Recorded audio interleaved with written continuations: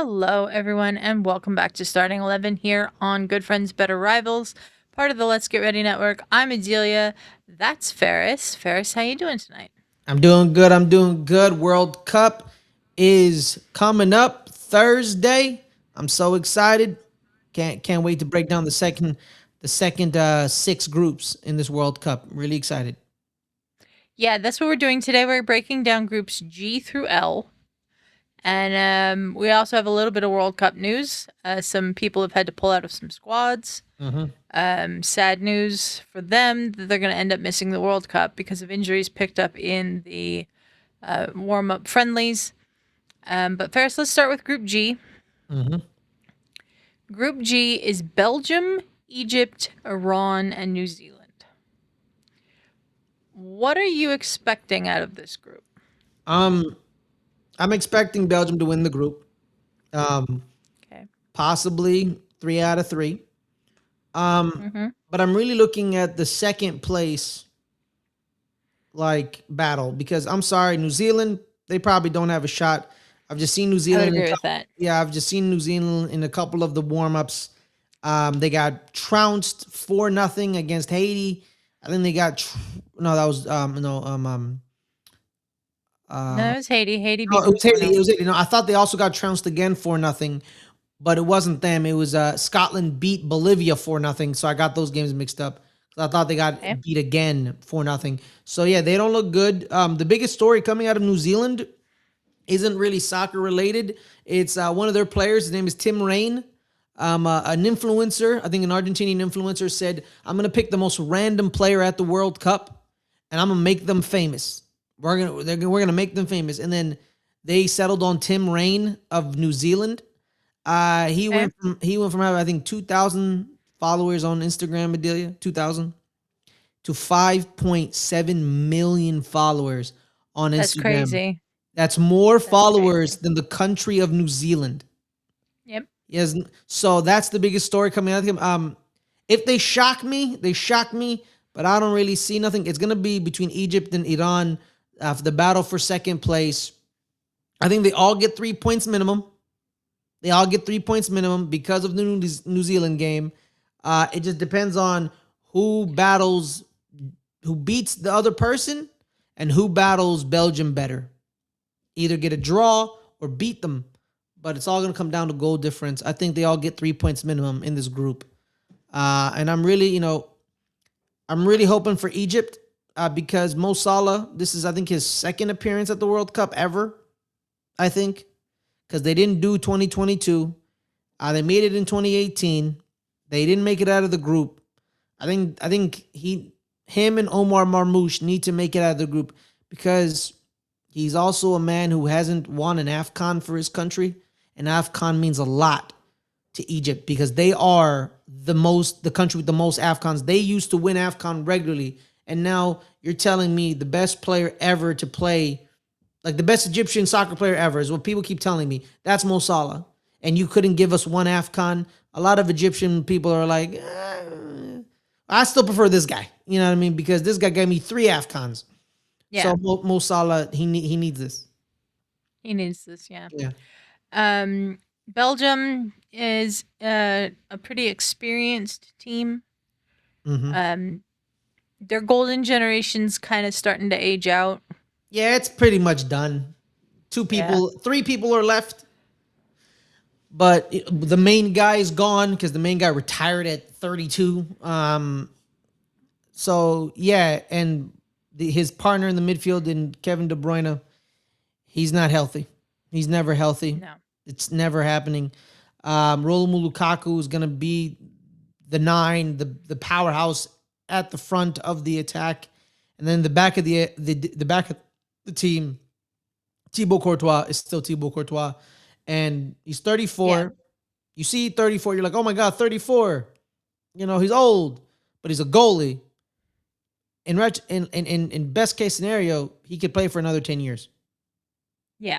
Yeah. Thibaut Courtois, old for a footballer, not old for a goalie. Yes. They're coached by Rudy Garcia. Interesting to see how the dynamics are with him, Mm-hmm. with the team. But Kevin De Bruyne not the captain. No. They've made Yuri Tielemans the captain. Mm-hmm. There's a new generation emerging. I don't know what to make of them. I think they will win this group. I think they're still talented enough to win this group. They've got some good forwards there. Doku was in pretty good form for Man City at the end of the year. Mm-hmm. Trossard was in good form for Arsenal. But I don't know how much farther than maybe a round in the group stage that they can go if they make it out of this group. Yeah, it's they're going to be relying in the attack, with Jeremy Doku and Charles De Ketelare from Atalanta with Leo Trossard, Doku 24, De Ketelare is 25, so they're pretty young. But it's the midfield really. It's the midfield. So it's going to be Tielemans, it's going to be Amadou Onana, 24 and 29 respectively. But who's the other person, right? Do they go with Hans Vanaken yeah.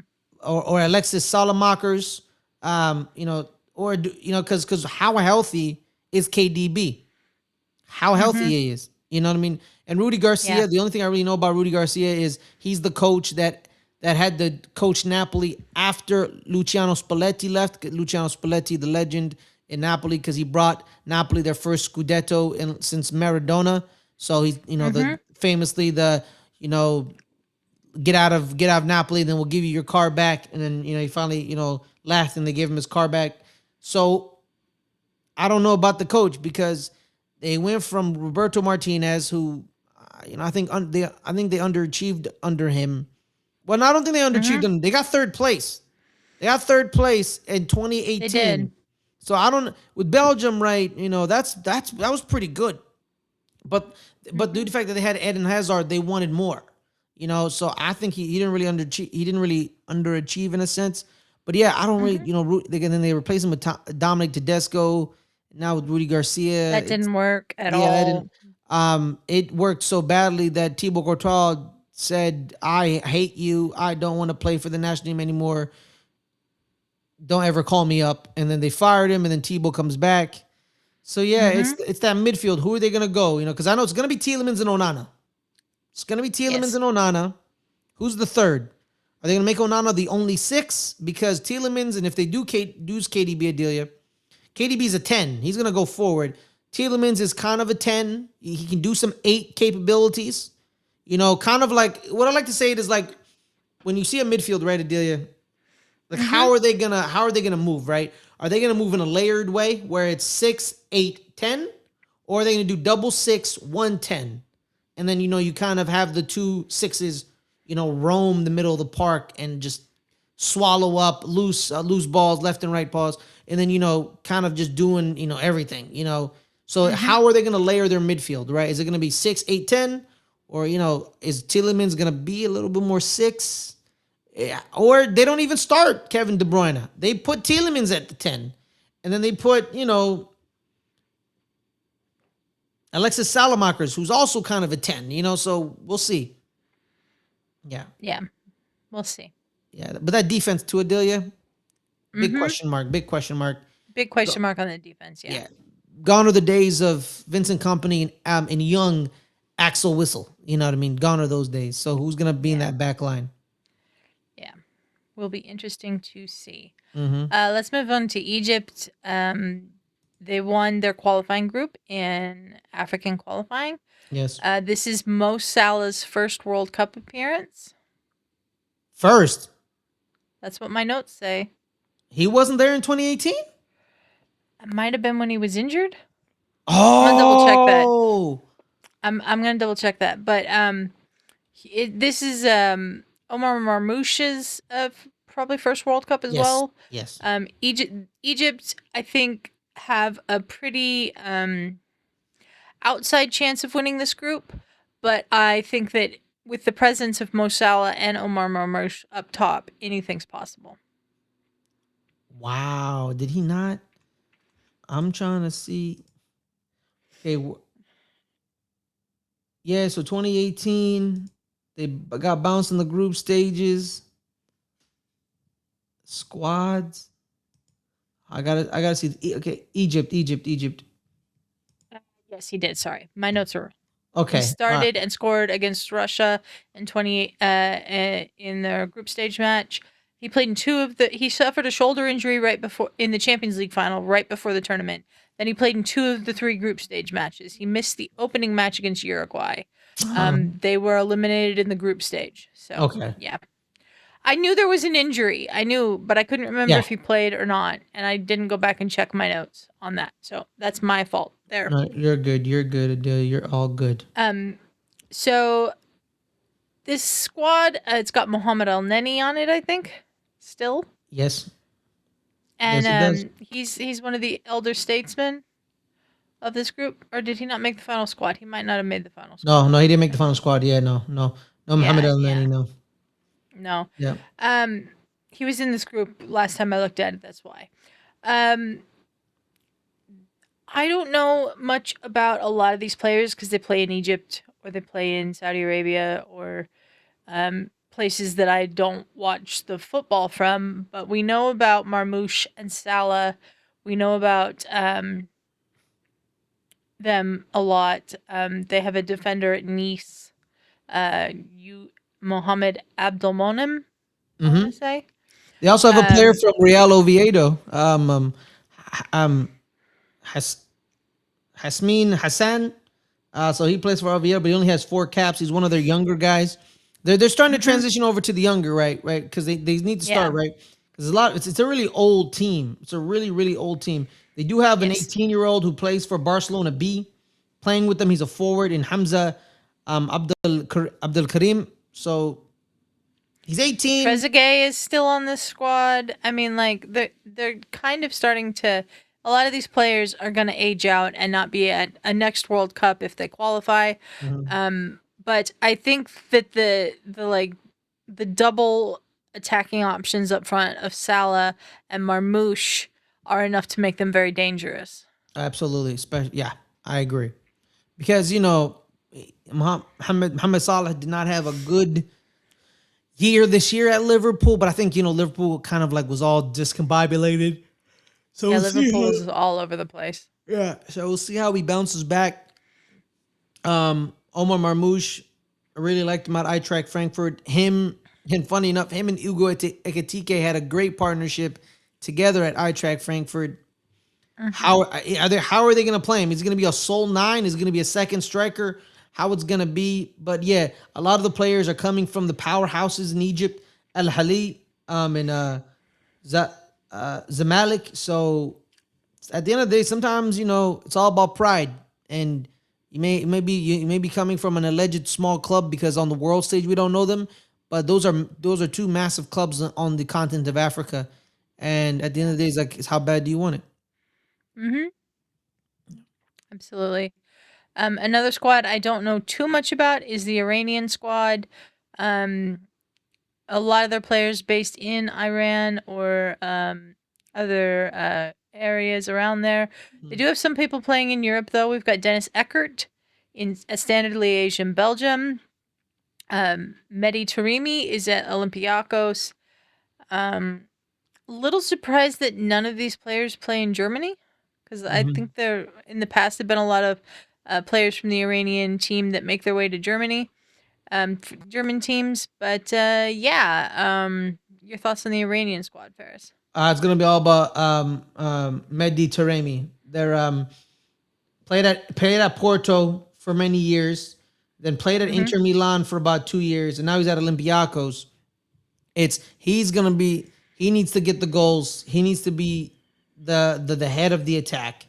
So it's all gonna Mm-hmm. come. I'm not trying to put it all on him, but he's like their attacking forward, right? It's like New Zealand with Christian Wood. If he Mm-hmm. scores, they look good. Taremi, if Yes. he scores, they look good. The World Cup in 2022, their problem was they didn't score a lot. They lost 1-0 to the US, is how they didn't make it out of the group. They need to Mm-hmm. score, and it all comes down to him in a sense. So that's going to be key to everything. Yeah, of course they're gonna have all of the weird geopolitical bullshit going on around them in this World Cup Yeah. because of the war with Iran that we're part of, I guess. Um I feel bad for these players who just Yes. wanted to qualify and come to a World Cup and do their best. And they had been looking solid this World Cup cycle. Mm-hmm. They're a really solid team in the Asian Confederation, and now instead they're gonna come over here and they're gonna be bombarded with more bullshit about all of this shit. So Yeah. So they're training in Mexico, even though all their games are in the U.S. So mhm. so what's gonna be is they fly in game day, they play their game, and they fly back out. That's Yep. that's what's gonna happen. I see a lot of video people say like this, the US shouldn't host the World Cup. Look how usually it's like BS, like, oh, look at the stadium stink or this or that is, but this is a valid reason why. Yeah. When you Absolutely. are when you are denying visas for vetted players in the World Cup through FIFA. You're not working in tandem with FIFA to get these players situated and protected. You're just running roughshod. They just they detained one of the refs who was supposed to ref this major tournament, sent him back to Turkey, literally 4 days before the World Cup starts. Yep. This is the reason you say why a country like the US shouldn't be hosting, because this should not be happening. Yeah. This is not okay. This is not okay. The players Not okay. have nothing to do. A lot of people say you don't judge the players on their government. That you shouldn't, because they're playing for the people most of the time. Mhm. So this is not okay. It's not okay at all. It's not okay at all. It's not okay, and I completely and understand why there are people who want to protest the World Cup, why there are people who want to support the Iranian players in the World Cup. I completely understand why not a lot of people feel like cheering for USA right now. I understand all of it. This should have been handled so much better than it's all been handled, and that's all we're going to say about that. Mm-hmm. Let's talk about New Zealand. They're 85th in the FIFA rankings. This is their first World Cup in 16 years since the 2010 World Cup in South Africa. Um, Chris Wood obviously is their star man here. Mm-hmm. Um, he didn't play all that much for Nottingham Forest this year because of an injury, but he's dangerous, Chris Wood. He scored a lot of goals last season for Nottingham Forest, and I think the fact that New Zealand is here is quite remarkable. They won the Mm-hmm. Oceania qualifying, but again, it's the Oceania qualifying. This is why Australia moved into the Asian Confederation, was to get against better competition. I love and appreciate all the island nations in Oceania, but not a lot of them have world class talent. No. So I'm glad that these gentlemen that are on this team are getting a chance, though. Chris Wood, obviously, their captain. A few names that might be recognizable to others. We have Tyler Bindon from Sheffield United. We have Michael Boxall from Minnesota United. Finn Sermon from the Portland Timbers. Marco Stamenic from Swansea City. Mm-hmm. Ben Old is at Saint Etienne. A lot of these, this is a pretty young team. It's a Yes. pretty young team. Yes. And I think it'll be interesting to see how it goes. Chris Wood, one of the oldest players on this team, if not the oldest, will have leadership experience. And I think that it'll be interesting to see how they do. I'm Mm-hmm. not expecting them to get out of the group, No. but I think it'll be interesting to see how the New Zealand does. I think if they get a point, it's kind of a victory. I'm not trying to be. I don't want to be like. I don't want to be patronizing, but someone pointed out to me a couple of days ago where people were like, "Why are people so excited about just making it out of the group? Why? Why?" There's only been 8 countries to win a World Cup, Adelia. Eight. This World Cup has been going on since 1930. 30? 30. 1930. There's only been 8 teams to win a World Cup. Mm-hmm. One country has 5. We have a couple countries with 3. I think a couple countries with 2, and like multiple with like 1. You know what I mean? So it's hard to win a World Cup. It's hard. So making out of the group is a great thing. And with teams like New Zealand getting a point, getting a victory, that's great. Because you can take it as progress. Then you can do investment. Do you care? If you don't care, you kind of just take this and don't do nothing with it. But if you use this and move on, like what Morocco did, right, Adelia, where they made it to the semifinals of the 2022 World Cup, and they're like, "Oh my God, Morocco, that's amazing." The king and the government, or like probably the sport minister, saw this and said, "Oh, okay."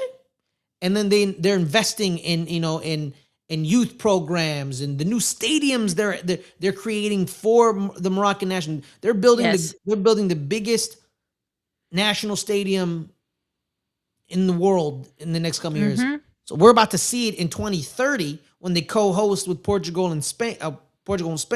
That maybe the stadiums in Morocco are probably better than some of the stadiums, in Spain and Portugal. Not historically, because not historically, yeah. Yeah, but just I'm talking about like the modern aspects of just like the cathedrals. But yeah, I really hope they get a point at least, or if they get a victory, that's a big coup. That's a big coup, So yeah.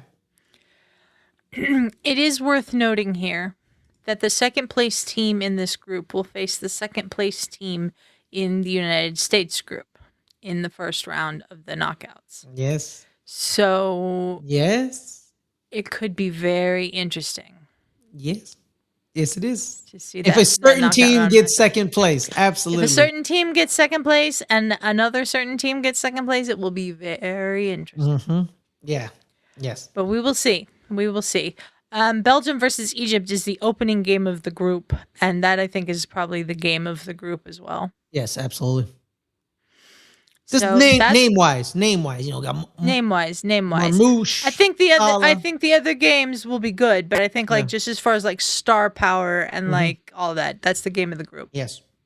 Now let's move on to Group H. Let's start with Spain. They're the reigning European champions. They're one of the favorites to lift the trophy. Luis de la Fuente's side didn't have much trouble in qualifying. Nope. They were unbeaten. They scored 21 goals in 6 games. Now they're here, and they're going to face off against Cape Verde, Saudi Arabia, and Uruguay.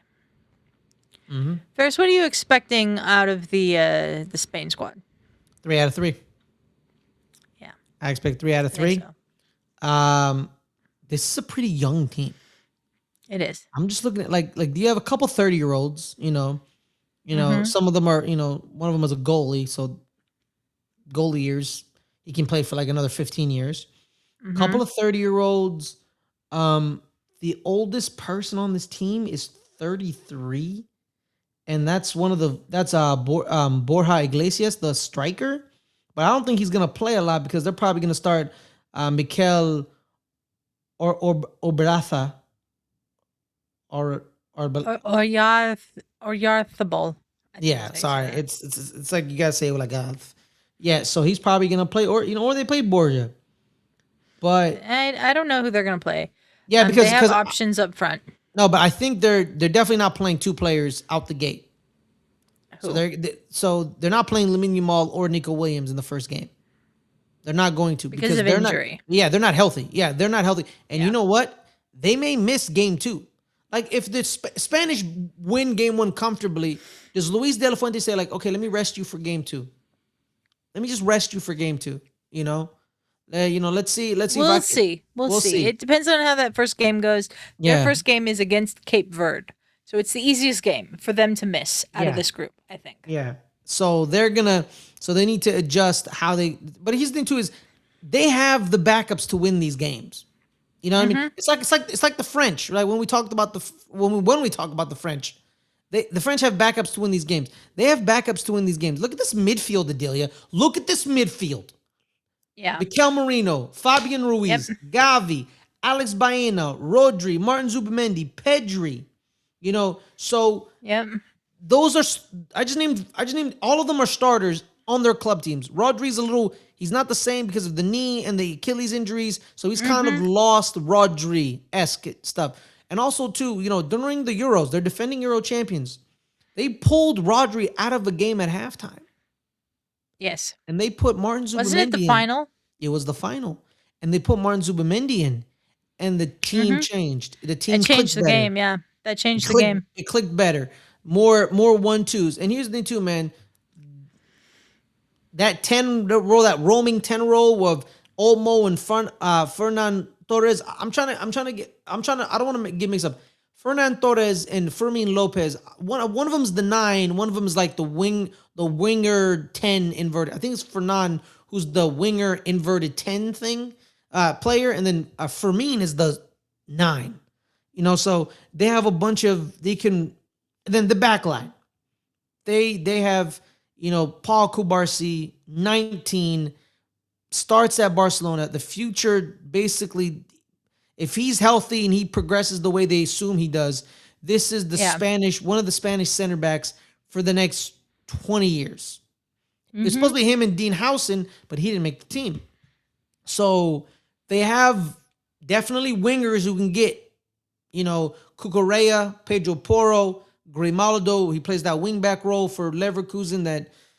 That outside back, Mark Publi, who can bring some defensive solidity because he plays at Atletico Madrid, but he also can bomb forward because Atletico Madrid kind of changed the way they played this year. Adelia, they scored a lot of goals. So, and big key, Adelia, their new goalie, David Raya. he took the job. People were asking. And here's the thing too, is like Guillaume Balaguer, when he was on CBS, they had the conversation about the goalie, right? It's like, why isn't he in the conversation? He said, well, the conversation in Spain isn't about him. Which blew his mind. He was like, yeah, it's not about him. It's about when is Joan Garcia gonna start over Unai Simon, because Joan Garcia plays at Barcelona. So the Spanish media were like, we want Joan in between the sticks. We want him. But the world's like, but David Raya is the best the second best or the best goalie in the world. Depending on who you ask. So I need to double check, Adelia. I don't know if that report was real because there's a lot of misinformation. What's your opinion on the Spanish? Well, I'll look up if David Raya is the out and out goalie. The most important thing to me that stands out about the squad is that there's no one from Real Madrid on it. Mm-hmm. Like, there's just no one from Real Madrid on this squad. I think the Spanish, on paper, are the best team at this World Cup. I think they have been the best team in Europe for a while. Martin Zubamendi, David Raya, Rodri, Marc Cucurella, Pedro Porro made this team from Tottenham Hotspur. Mikel Merino's just come back from injury but looked sharp in the Champions League final. Fabian Ruiz, of course, obviously plays well at PSG. Rodri remains to be seen. I don't watch a lot of Spanish football, but I know a lot of these players because of the Champions League and because of their success in the Euros, and they're a hard team to beat. Mm-hmm. They last won the World Cup 16 years ago in 2010, and the dynastic run of 08, 10, and 12, yes. They went through that incredible run of winning 3 straight major tournaments for Spain in the Euros 2008, the World Cup in 2010, the Euros in 2012. Lamine Yamal, of course, obviously is the superstar of the Spanish. He's the one that everybody knows because he set the world on fire as a teenager at the Euros 2 years ago. But I think the Spanish have a really good chance at this World Cup. I think they'll obviously top this group, and I think that that people will have a hard time stopping them. What's your game of this group, Fares? The game of this group, Hold up. Let me check. It's definitely gonna be Spain against. You know what? No, it's not gonna be Spain because I expect Spain to win all those matches. I think it's gonna be Cape Verde against. How does Cape Verde bounce back against Uruguay? I think. How does Cape Verde feature at all in Yeah, this group? exactly. Um, Because they won their group they won their group in in African AFCON. qualifying. They Yes. won their group. So They're the what's smallest nation by population, African nation by population to ever qualify for the World Cup. so definitely one of the games with Cape Verde. Um, Saudi, nah, not really. But Uruguay, Spain, like which Uruguay is gonna show up, Adelia? Like which Yeah. Uruguay is gonna show up? I don't know. I don't know. I don't know either. We beat Uruguay 5-1 in one of the friendlies last year, but they didn't have Fede Valverde. They didn't have Darwin Nunez, I didn't think, or if he was there, I didn't notice his existence. They didn't have Ronald Arujo in that, or Yeah. did they? I don't know. I gotta double check it. I don't remember. I don't remember who was on that squad or not. But yeah, so what, like which Uruguay is gonna show up? I don't know. I don't know. Yeah. Cape Verde for me is probably going to finish bottom of the group. Spain, obviously, we both think is going to win all 3 games and finish top of the group. So the game of the group for me becomes Uruguay versus Saudi Arabia. Who can win between those 2 squads? And let's talk about Uruguay a little more in depth. They're coached by Marcelo Bielsa. And they're a squad that has some good players on it. Ronald Arujo, like you said. Jose Jimenez from Atletico Madrid is their captain. Manuel Ugarte from Manchester United. Rodrigo Bentancur from Tottenham. Fede Valverde, obviously the important man in midfield for them. Darwin Nunez is on this squad. We'll see if he's able to find the back of the net with any regularity. Absolutely. So there's a lot of questions about the Uruguay squad, I think. Maximiliano Arujo as well. So how healthy is Fede Valverde? That's a big question. Because of the the scuffle in the Real Madrid locker room that had him hurt his head. So we'll see how it is. This is a tough team. Marcelo Bielsa coaches toughness. They're so, but they're not the most intricate team, right? Yeah. So, gone are the days where Diego Forlan is taking free kicks and scoring from the outside the box. So I don't know what to make of this team. And you know what? Saudi Arabia has done an upset or two on teams here and there. Saudi Arabia beat Argentina in the last World Cup. We got to remember that. Absolutely. So yeah, I just don't know. There's a lot of teams, Adelia, that it's a lot of question marks coming in. It's a lot of question marks. Because that back line, right? We have Jose Jimenez, right, as their captain. But Ronald Arujo, he's lost. I don't know. He hasn't lost a step. He just doesn't. He sometimes disengages, and there's been certain times where you're like, "What are you doing, bro? Like, what are you doing?" So yeah, I don't know. I don't know. The Saudi Arabian team all play in Saudi Arabia except for a defender named Saud Abdul Hamid. He's 26. He plays for Lens in France. Which is nice. Yeah, everybody else plays in Saudi Arabia. I do not watch Saudi Arabian League.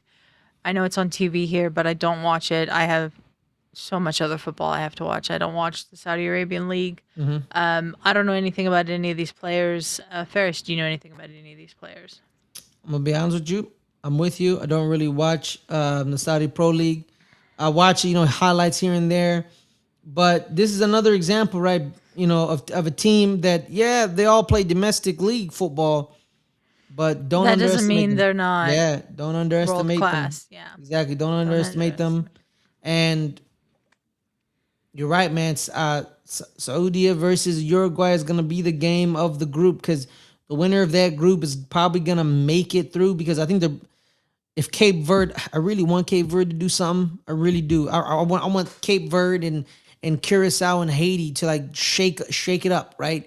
To give people who say, "Oh, 48 teams, too many teams." Though they're talking about those three teams, even though they should be talking about Sweden and Turkey. But I digress because those other three teams won their groups or were second in their groups.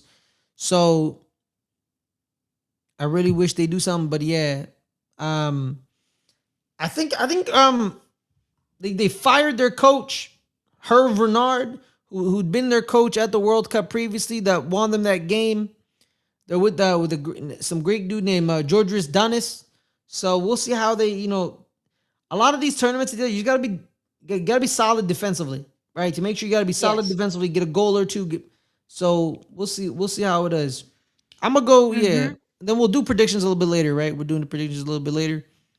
Mm-hmm. Yeah, so honestly, this group is just Spain and company. Really, it's Spain and company. Yeah. Yeah, I don't think they've named a starting goalkeeper for Spain yet, Fares, by the way. yeah. I saw There a are report. reports Yeah, that David Raya is named the number one, but nothing has been confirmed. yeah. That's why I wanted to make sure. Think I got duped. I think I got a good dupe with the reports. Mm-hmm. Yeah. Well, there are reports. We don't know. Mm-hmm. All right. Um, Goodbye. let's move to Group I. This is Oh, France's group with Senegal, Iraq, and Norway. it's a good group. It's a good This group. is a good group. Yeah, this is a good group. France have elite individuals on their team. Didier Deschamps has got them playing in a pretty good structure built for tournaments like this. Mm-hmm. They won in 2018. They were the runners up in 2022, and now they're back to make it back to the final and take the crown again. Mm-hmm. This is probably my other favorite in the tournament Yes. after Spain. You just look through this list of players that are on the squad. The defense is going to be pretty good. William Saliba there, obviously. In my opinion, perhaps maybe the greatest central defender in the world. The midfield with Chouameni, Conte, Warren Zaire Emery, who just caused all kinds of havoc for Arsenal in the Champions League final. Ryan Cherky from Man City, does he come on? Adrian Rabiot, I have does no he idea play? why. I have no idea why he's here. Okay, I think it's because he's been on these teams before and Yeah. he has the experience and yeah. That's a loyalty pick. Yeah, but listen to their forwards on this squad. Ousmane Dembele, Mm-hmm.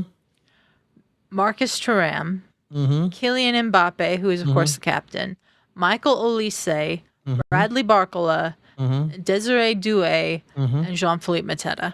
Yep. That is a forward core to strike the fear into teams. Mm-hmm. I'm with you 100%. I think the thing they and people were like, "Do you put Mbappe as the 9?" Right? No, because that's why Olivier Giroud was so crucial for this team. Is that he's the Yes. 9, Mbappe is on the left. Now it's Marcus Thuram as the 9, Mbappe on the left. It's who's on that right side. You would assume it's Ousmane Dembele. You would. But Ousmane Dembele hasn't played on the right side in about 2 years because he's kind of like that false 9 floater role with PSG. For PSG, yeah. For PSG and Luis Enrique. The out and out right winger these last year or two has been Michael Olise, Bayern Munich, and Crystal Palace. So there's that. Who do you play on that right side? Right? But they'll figure that out. The biggest problem for this team, if the French don't win it, Adelia, if they don't win it, it's health and that midfield. Who are the three? Who are the three? Do you start a 35-year-old N'Golo Kante with a 31-year-old Adrian Rabiot, who he didn't look good against Ivory Coast. No. They did not look good against Ivory Coast. Ivory Coast beat them 2-1. Funny enough, with Guilan Doué goal and assist, Desiree Doué's brother. So you watch it. It's very clear that they're going to have a 10 because Shirky, Magnus Akliouche, they're 10s. Yeah, who I didn't even mention. Yeah. So the kid out of Monaco. So do you do 2 6s of N'Golo and Rabiot, or do you put N'Golo with Aurelien Tchouameni, who's kind of like an 8-6, and Warren Zaire-Emery, who's also an 8-6 fullback? What do you do in that midfield? Or do you put Dembele out wide and bump in Olise at the 10? The midfield is key right there. And then the bigger question here is, Adelia, report last week, William Saliba has a back injury. How severe is it? Is he going to play? He apparently he had that injury for the entire week, and he was like, I'm going to play with it he played with the back injury in the Champions League final. So game 1, do you start him game 1? If the back injury is no problem, but we don't know. So there's a chance, Their first game is against Senegal, which I think is a very important game in this group for them. Yes. You could start like Konate and Upamecano together, give Saliba a rest, but I don't know. It depends on how bad the back injury is. And back injuries are tricky. Like one day you're like, I have one. Yeah, exactly. One day you're like, yeah, I feel good. Boom. Next day, no, I don't feel good. So is a game day a day where he feels good, or not good? So these are tricky. And then you got to be careful with your backs. At the end of the day, then let's say the back injury is a little spotty. When does the player say, "Hey, man, my long-term career here"? Because we always talk about, the French always talk about Samuel Umtiti, who played at Barcelona, had a horrible injury with the French at the 2018 World Cup. Basically said, I don't care about my career. I'm going to win this World Cup. Played hurt for the French national team. After the World Cup, goes back to club. They're like, dude, your injury is wild. You, wasn't the same player ever again. Wasn't the same player ever again. He leaves Barcelona, and I don't know where he is now. I don't know. Probably back in France. Yeah. But he's not as healthy as he was. So, yeah. Yeah, that's the key. And then, we got Magic Mike Mignon between the sticks. Hugo Lloris, he's moved on. Mignon is the new number 1. They have Bryce Samba from Rennes. I know all about him. But also, too, who's the fullbacks, Adelia, for this team? Do they want fullbacks who bomb forward, that don't really defend? You have, Malo Gusto and Jules Koundé, who can bomb forward. Or do you want more solid, midfielders? Fullbacks in Lucas Dingy, and I was going to say Teo Hernandez, but Digne. Or I was going to say Teo Hernandez, but Teo Hernandez, he bombs forward. So he's more of the Malo Gusto, Jules Koundé thing. Or do you put Max Lacroix from Crystal Palace back there? He played in that 3-back thing. So he has some versatility with the fullbacks and the center backs. So it'll be interesting. It'll be interesting to see what France does. Yeah.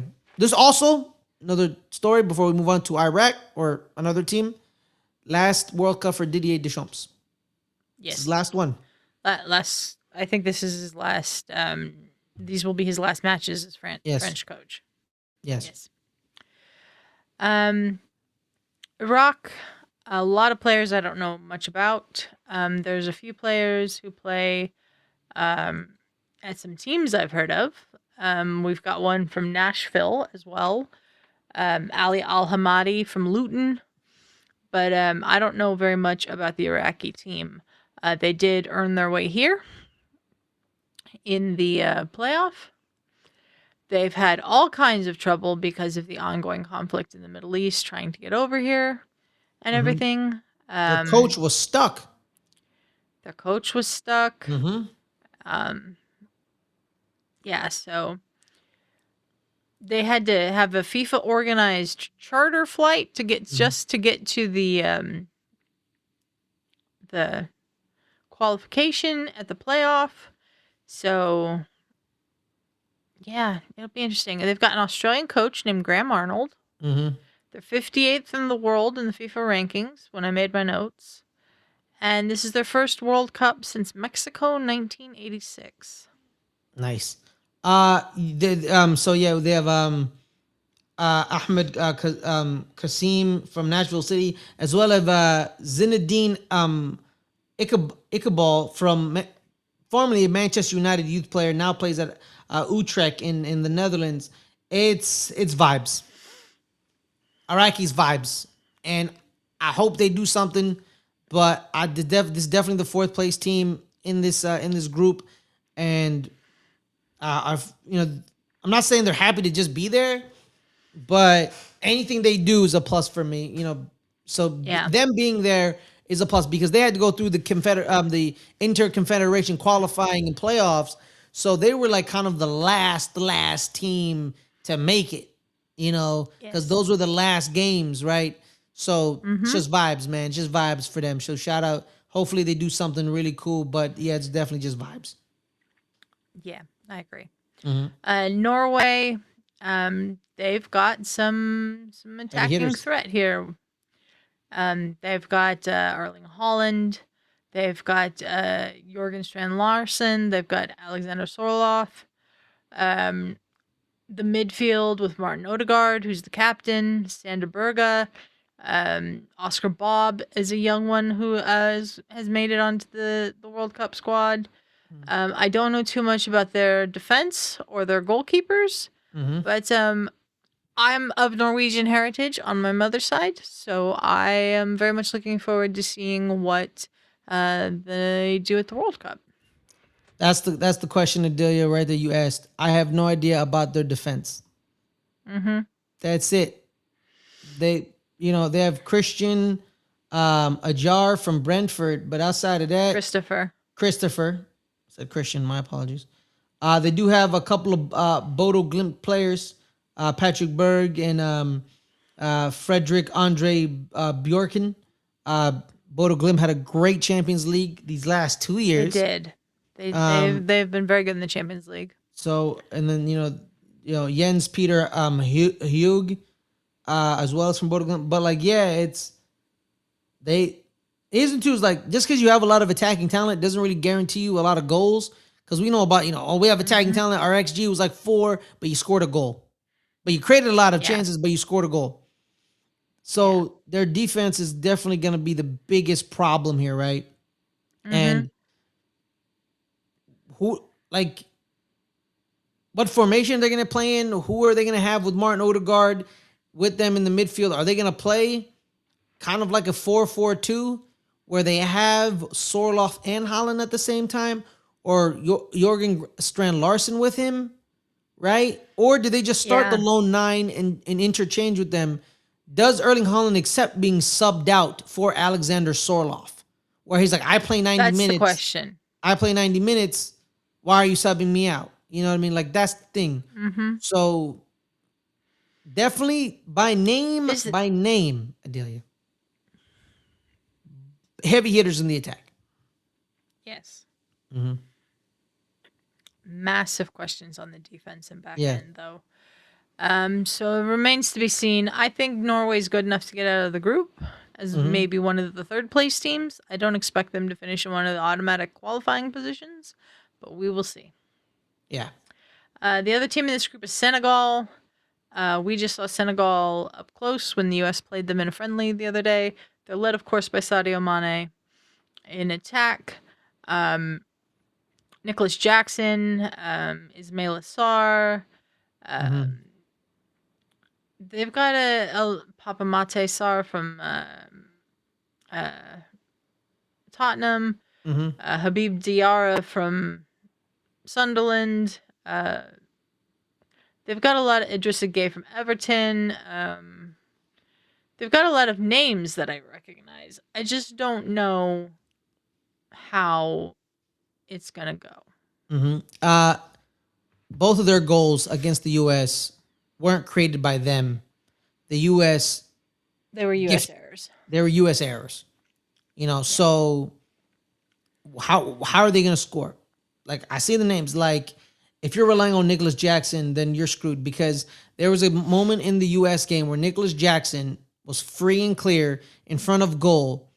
Good pass to the center of the field, center of the penalty box, and he skies Mm-hmm. it. He skies it. You cannot. This dude is not. You can't rely on him. You can't. He's Yeah. not good. He's not Yeah. good. So you need, there's the youngster from PSG, Ibrahim Mbe, like you said, Ilman Ndari from Brentford, And Di. Ndi, Ndi. So oh my God, Papa Gay from Villarreal in the midfield. You cannot. They don't know who's gonna score. If you have to rely on Nicholas Jackson, you're not gonna score. And if you have to rely on a 34-year-old who, yeah, can find a moment of magic, but he's still Mm-hmm. 34, you're not gonna score. So they need. Ismail Assar, I think, would probably play ahead of Nicholas Jackson. Oh, they need to. They need Yeah. to. He's not good, Adelia. No, he's Not not. good at all. He's not. I'm We Snark, of course, has talked for years on this show about how not good Nicholas Jackson is. Yeah, their back line is pretty young. Minus their captain, Mm-hmm. Khalidi Koulibaly. He's the 34-year-old, but I think they're gonna there's a couple of youngsters. El Haj Malik Diouf from West Ham United. They unfortunately got relegated. Mamadou Sarr from Chelsea. There's that, but who are they gonna start? Are they gonna start them, or are they gonna start the Musa Niakihate from Lyon? Mm-hmm. So, well, we'll see how young they want to go, how they would do. But the midfield also too, Adelia. I was listening to Mbizo Zamane on CBS. He talked about Idrissa Gueye, who he sees as a poor man's N'Golo Kante. So could Yeah. he be the metronome in the center, dictating Mm-hmm. what's happening at 36 years old? So we'll see how that goes. Yeah. My matchup in this group is Norway and Senegal. The winner of that wins second place. Yeah, the winner of Yeah. that I think, will get second place. Senegal can match Norway's physicality, and it'll be very interesting to see how it all goes from there. France should win the group, though. Yes. I think France should win the group. I wouldn't be surprised if Norway finishes second, though, if Senegal can't get the goals. Yeah. I just don't think they can. I really just don't think. I don't think so. But that's All just right, me. let's move on to Group J, which almost was the all A group. So it was almost the group of alliteration. We have Yeah. Argentina, Algeria, Austria, and then the fourth team was Jordan. Jordan, no. Uh, This is Messi's swan song yes. in the World Cup. There's no way he plays in 4 years. No. He'll Yeah. be So he'll be 41. yeah. Yeah, which is kind of, in a sense, it would be kind of like a home World Cup for him in 4 years. For I one know. game. No, I meant like Him they're in also Spain. playing. Yeah, him in Spain because like he moved to Spain when he was like 8, and there was a chance Yeah. he was eligible to play for the Spanish national team, but he chose the Argentinians. That was a big sigh of relief for them. Woo! That would have changed history, Adelia. Yes, it would have. Imagine him on those '08 teams, Mm-hmm. the 2010, the 2012 teams. Yep. Oh my God, the Spanish It teams didn't of happen. '06 didn't happen. Didn't happen. Yeah, but yeah, he definitely. Um, they have to win this group. They're defending champions. Um, I like this group. This group's very unique because It is. Argentina may lose a game because they did lose a game last year. Mm-hmm. And defending champions outside of France in 2022 Haven't haven't done well. haven't done well, right? Because like 2016, Spain, 2010, Spain won. 2014, they went out in the group. yes, 2014, Germany won. 2018, they went out in the group, I believe. mm-hmm, 2018, France won. They made the final in 2022, so they yeah. bucked the trend. But yeah, it's been Italians interesting. Italians didn't even make 2010. No, they lost Italians the group stage. They lost in Italians the group lost the stage. group stage in Yeah, 2010. So yeah, yeah. there is after winning in 2006, obviously. Mm-hmm. Argentina has some players that you look at, you like your Julian Alvarez, your Enzo Fernandez, Alexis McAllister, Mm-hmm. Garnacho for some reason is on this team. Um, What? gives yeah, I think I'm right about that. Garnacho being on this team. No, Garnacho's not on No, this did he team. not? Did he not make it? Okay, No, good. no. They came to their senses because he was on the thing that I saw Mm-hmm. beforehand. Probably the 15th. Um, Probably that maybe.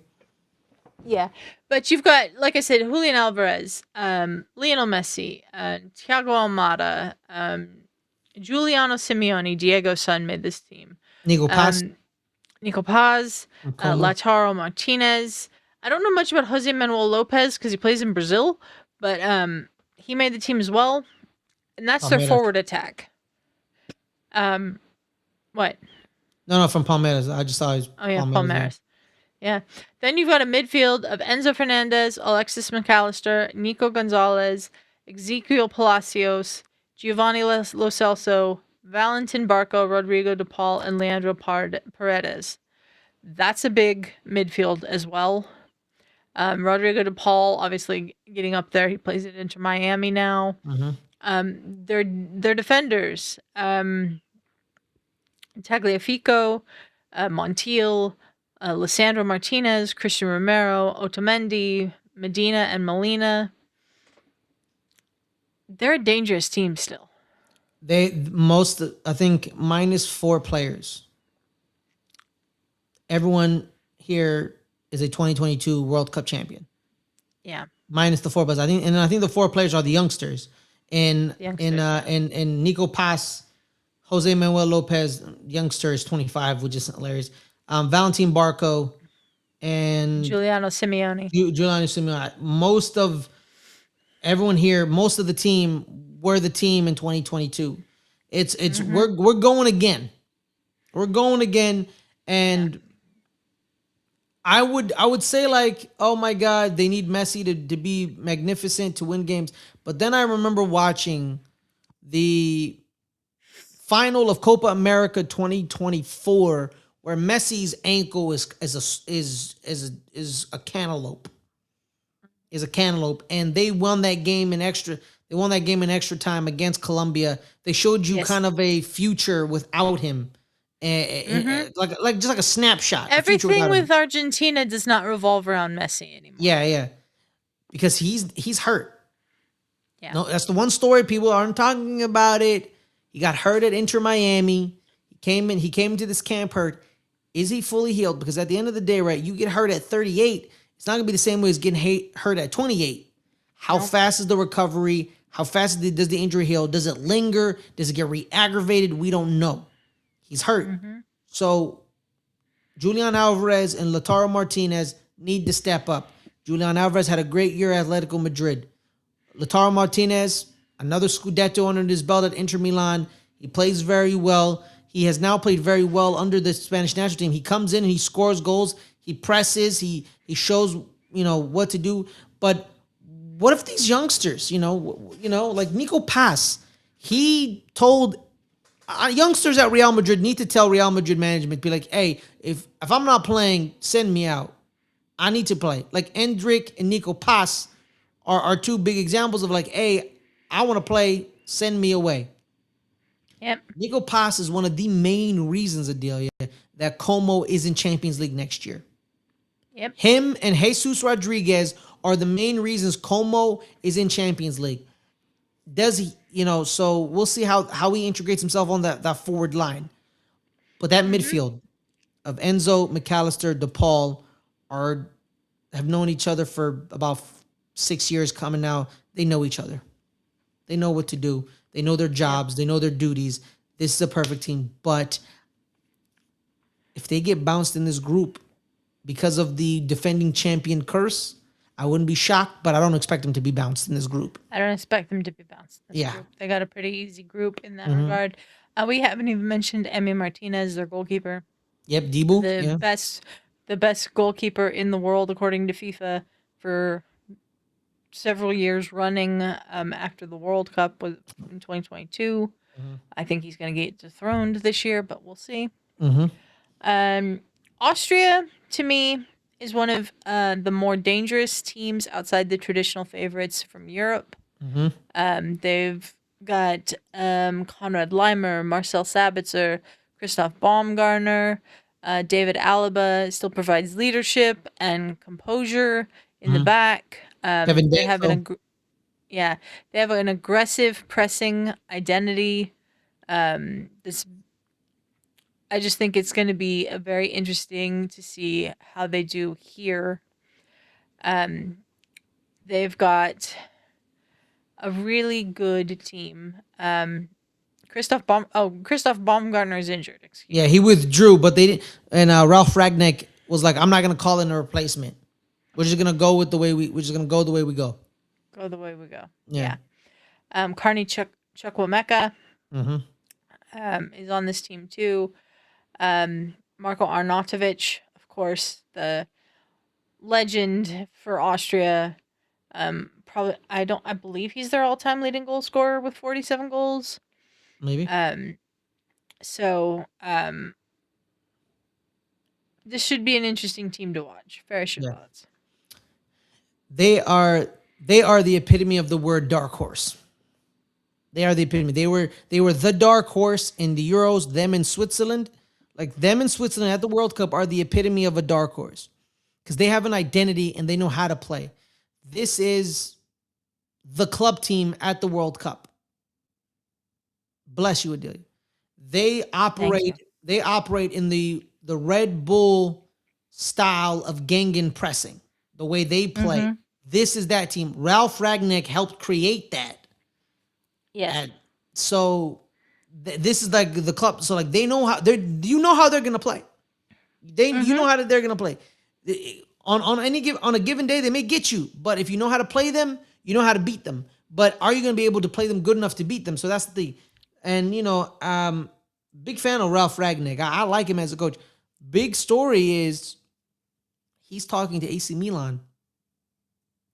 Is he? Yes, he is. AC Milan has talked to him. He's talked to them. He said, got the World Cup. We'll converse a little bit more, but we'll talk. That's because the thing about he wanted to stay at Man United, but he pissed off Man United by basically saying this team is broken to the core. He said, and I quote, and he was right. He was right. He said this team needs open heart surgery. And everyone laughed at him, but he's right. And he's probably a little interested in the AC Milan job. Like AC Milan is broken to the core. This team needs open heart surgery, and he may change the team.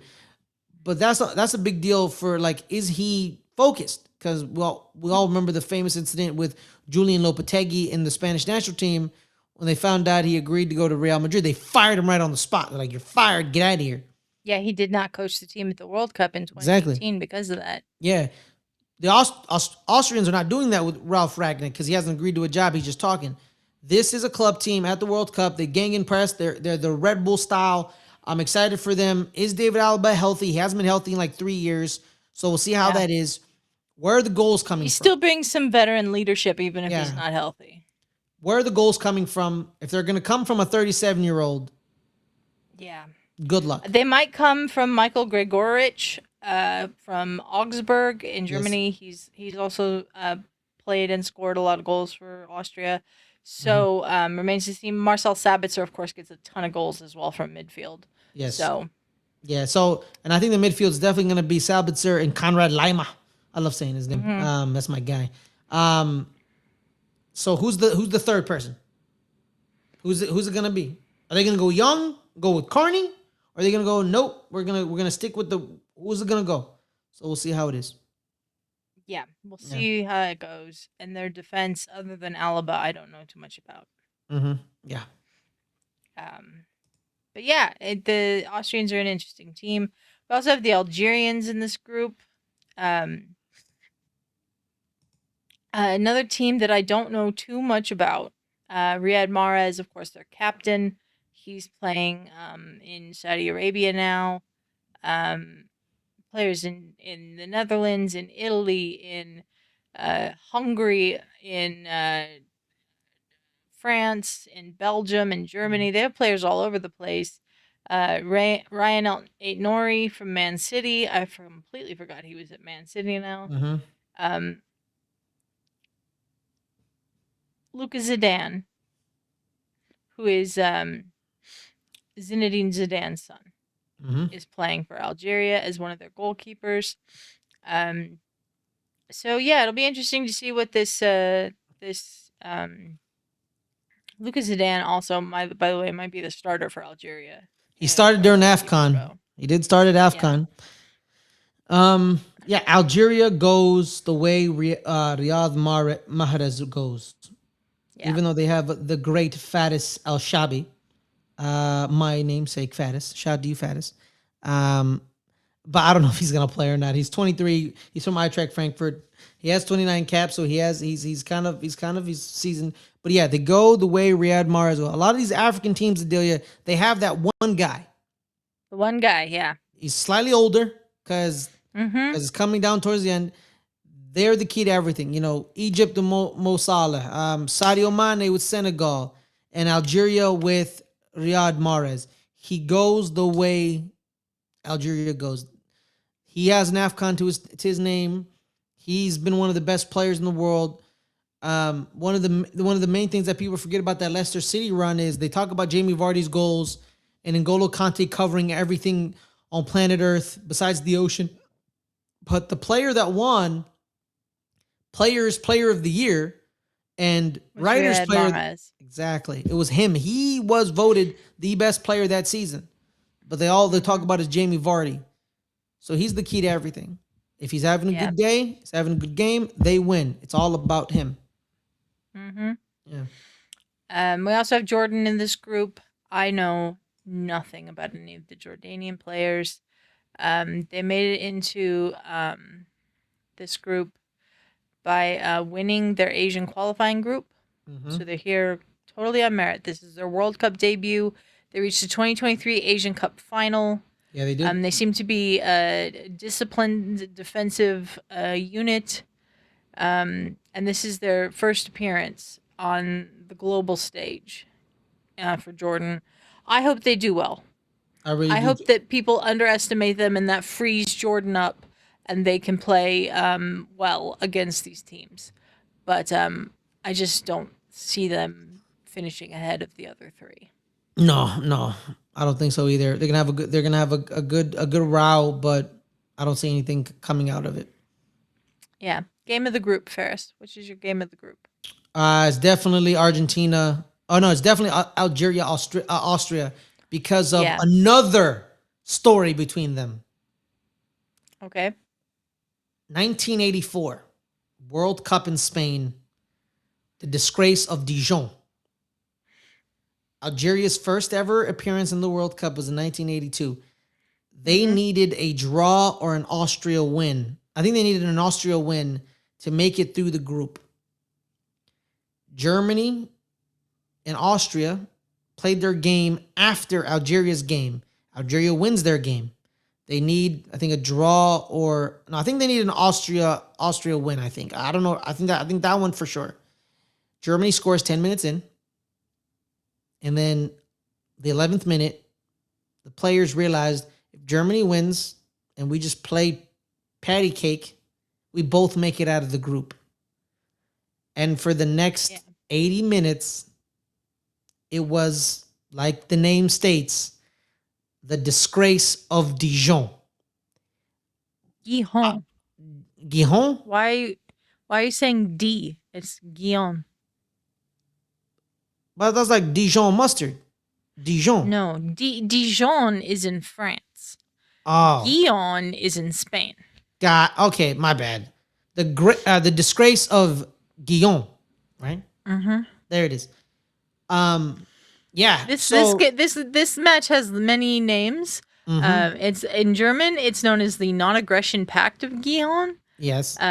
Or Disgrace of Guion. In Algeria, it is the Scandal of Guion. Yep. In French, it is the Match de la Honte, which is just the shameful match. Yep. There's a lot of names for this. Yeah. Eyewitness accounts, Adelia. The broadcasters, the commentators, the Australian and German said this is a disgrace. And if you're watching this game right now, turn it off. This is Algerians in the crowd were, shaking money at them like, oh, you've sold yourself out. Here's some money if you want to sell yourself out.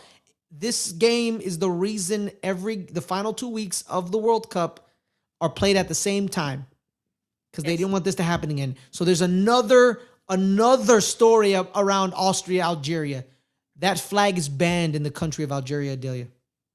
Yeah. You won't. So trust me, we may not be thinking about that because I forgot about it until someone pointed it out to me. I'm like, oh, snap, I forgot about that.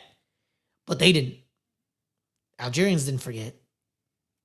Yeah. This game is the game of the. You know what? This game is the game of the group and maybe the game of the group stage because of all that extra stuff. All right. Yeah. I see what you're saying there. Yeah. Okay, let's move on to Group K. Colombia, Democratic Republic of Congo. Yeah, baby. Portugal, and Uzbekistan. Where do you want to start, Fares? Let's start with Uzbekistan because we'll just touch on them very briefly. Mm-hmm. They're definitely going to be fourth. Their best player is Abdul Kadir Kusanov from Manchester City. Mm-hmm. But outside of that, I don't really know much about them. And I'm sorry. Like this is the fourth place team. I'm sorry. Yeah. It's just their coach is Fabio Cannavaro, who of course Yes. won the World Cup with Italy in 2006. I don't know too much about any of these players besides Kusanov. So yeah, and Kuznetsov ain't even that good. So that's all that tells you. Yeah, but let's touch on the other teams. Yeah, let's touch on the other teams. We have let's do Colombia next, coached by Nestor Lorenzo from Argentina. Some names there that I still remember. David Ospina, of course, 37 years old now. David Ospina, former Arsenal goalkeeper. But like a lot of this team is either old for a footballer. James Rodriguez, the captain, 34 years old now. Ospina's 37. Santiago Arias, 34. Johan Mojica, 33. Just a lot of age in some of these legs in this squad. Yes. I'm not sure how they're going to end up going. Jefferson Lerma, of course, 31. Juan Fernando Quintero, 33. I think that they are a decent team. They look particularly well built for a tournament. Luis Diaz is on this team. Yep. And he's probably their best player. Because James Rodriguez is not who he was. We always say that they're in. Yeah. With the group that they're in, I could see Colombia coming out of this group. Yes. I think the key to Colombia really is they're going to start James at the 10. Something about him when he puts on that Colombia jersey, it's just something else, right? The key to that is he can do his thing. It's the two midfielders they have with him who do the defensive work, who do the dirty work. In Copa America and in the build up to Copa America, it was and they had that long run of like 13 in a row. They were undefeated. It was Richie Rios, and I think was Jefferson Lerma. They did a lot of the defensive capabilities of sorry, my bad. I'm gonna sorry, they're just irritating my eye. I apologize. Um It's okay. yeah, how are they gonna work with James Richard? They just do kind of like, oh, just do what we do. Richard, just run around, attack and win the ball back, pass it to James. James sets the front line. Johan Arias, same thing, attack, collect the ball because Johan Arias and Richie Rios both played in the Brazilian league. And they both played for Palmeiras at one point. So they were attacking, they were aggressive. They showed you what's up. Jefferson Lerma, same thing, and they're freeing up James to then lead the attack. The key is here: who's the 9? Who's gonna score? You have Luis Diaz on the left. Who's on the right? Who's in the middle? Yeah, that's the key. Yeah, you have Luis Suarez, the Colombian who played at Sporting Lisbon, but scoring 35 goals at Sporting Lisbon or 40 goals at Sporting Lisbon doesn't translate to every other place. No, it doesn't. It doesn't. As an Arsenal fan, we know very clearly had a good season, but didn't translate to the 40 goals. So does he start as the 9? Who's gonna be with Luis Diaz in the front? I don't know. And that backline, Adelia, the only person I recognize on that backline is Davison Sanchez from Galatasaray. So good luck. Yeah, good luck to the Colombians. Daniel Munoz, I recognize from Crystal Palace, but Daniel Munoz. I don't know about that. Let's save the Democratic Republic of Congo for last and talk about Portugal. We have a Portuguese squad coached by Roberto Martinez, who also is a squad that has some age on them in certain areas, but other areas are really getting young. younger. Really young. Yeah, they're getting younger. Cristiano Ronaldo, 41 years old, is their captain. He's gonna play. But the rest of their forward core, pretty young. Goncalo Ramos is 24 from PSG. João Felix, 26. Yo, he's 26 a day. Yeah. Francisco Trincao, 26. Rafael Leao, 27. We'll talk about him in a minute. Oh, yes, we will. Pedro Neto's 26. Goncalo Guedes is 29. And Francisco Conceição is 23. Conceição. Yeah. Their midfield, Bruno Fernandes and Bernardo Silva, I would think would be starting for sure. Look at the other. There's Vitinha and João Neves. Vitinha's there. Vitinha and João Neves. Yeah, the PSG homies. Yeah, the PSG homies. I think Vitinha probably starts along with them, but I think that for the experience, I would think Fernandes and Silva would play. Okay, understandable. Mateus Nunes also making the squad from Man City somehow. Yeah. And then at the back, you got names like Nelson Semedo, Ruben Diaz, Thomas Araujo, Diego Dallo, João Cancelo. I don't know where they go with the defense here. Well, definitely the fullbacks are definitely going to be Nuno Mendes and João Cancelo. Definitely them. It's the center back 2-0. Is it going to be? It's going to be Ruben Diaz and someone. Who's it going to be? It's just a matter of who. Yeah. Do they play Gonçalo in Cheo from Sporting Lisbon? No. Yeah, Sporting Lisbon. Inacio from Sporting, or do they go with Diego Dallo? But Dallo's more fullback. Dallo's a fullback. But in Gonçalo is more center back. So they may go with him. So we'll see. We'll see. Yeah. Diego Costa from Porto, probably the goalkeeper out of the three. 42 caps, while Sa and Silva have combined 8. Yeah. So this team, to me, no longer fully revolves around Cristiano. No. But when Cristiano's on the pitch, he's obviously going to be the focus. Yes. And yeah, Roberto Martinez. This team is He has to figure it out. Obviously, this team coming in without the Diego Jota, who would have surely been on this team, had Absolutely. he not passed away in the car accident last summer. Um, and Rafael, yeah, let's talk about him. Fares, he was a little interesting incident in the friendly the other night. Yeah, he's going to be suspended for 2 games. Yep. It was a friendly against Chile. I need to tell people, and I need people to realize something. Mm-hmm. There's no such thing as an international friendly against a South American team. No. Because for years, you keep disrespecting them. For years, the European teams, all they do is disrespect everyone else. Like UEFA and the teams, all they do is just disrespect everybody. And especially South American teams, even though you take all their players, you disrespect them. So there's no such thing as international friendly against them. Against teams that didn't make the World Cup, against teams who did make the World Cup. There's no such thing as an international friendly.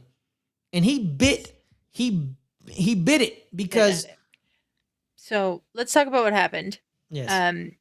Ivan Roman from Chile was shoving João Cancelo, and Leao stepped in.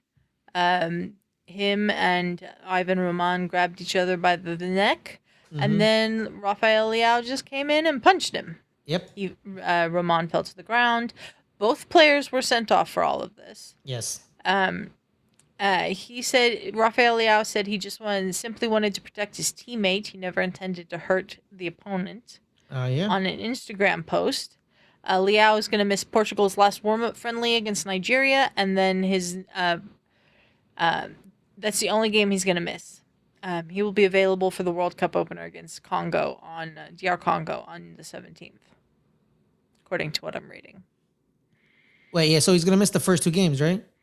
The first game. He will miss Portugal's last warm-up friendly against Nigeria on Wednesday through suspension. Okay. He will be available for his national team's World Cup opener against DR Congo on June 17th.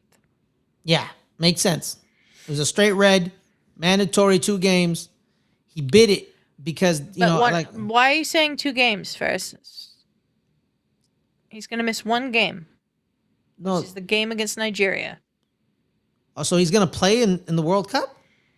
It says he will be available for his national team's World Cup opener against DR Congo on June 17th. So they I've said that 3 times now. I just may not register me because they literally just changed the rule then. Because isn't the rule was like that was one of the big things with Cristiano. It depends on what you get sent off for. Generally, a red card is just a 1-game suspension. Sometimes it's a 3-game suspension. I don't know where you're getting 2-game suspension off of. My bad. It's 3 games for inherent and violent conduct, correct? Yes, which this should be because you punched an opponent. Exactly, right? But apparently it's just the 1. Okay.